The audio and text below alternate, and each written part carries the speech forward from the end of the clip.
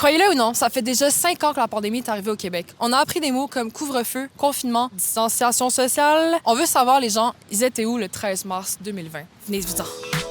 Où étais-tu le 13 mars 2020? Chez moi, je crois. J'étais à la porte de mon ami. Je me rappelle, j'étais dans le métro. On était en secondaire 1. Puis il y a mon ami, il a dit « Ah, ce gars-là, peut-être la COVID. » Puis j'avais aucune idée c'est quoi. J'étais avec ma mère à l'hôpital. On avait demandé aux gens de vider les hôpitaux. Moi, personnellement, j'étais à genre un souper de famille. Chez mes parents, dans la banlieue de Paris. J'étais pas à l'école et j'ai appris que je n'irais plus à l'école. Et comment vous avez réagi par rapport à la pandémie? C'était choquant, mais bon, on avait déjà vu avant que certains pays n'autorisaient pas les gens de sortir, donc... On a reçu genre un courrier de notre administration à McGill, genre les classes allaient être suspendues pendant 2 semaines. En secondaire 1, ça... Je pense pas qu'on avait vraiment le même mindset de genre...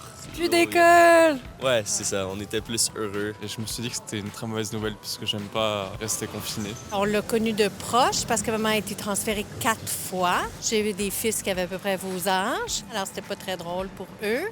Puis toi, qu'est-ce que tu faisais le 13 mars 2020? J'étais ici, dans la même position, puis je regardais les gens passer. Est-ce que tu as découvert une passion? Pendant la COVID, j'ai commencé à faire des Warhammers, genre peinturer des mini-figurines. Pas vraiment, non. J'ai fait beaucoup de mon art préféré pendant cette période. Sur ce, on se revoit dans le prochain Vox Pop pour les 10 ans de la COVID. Bye là!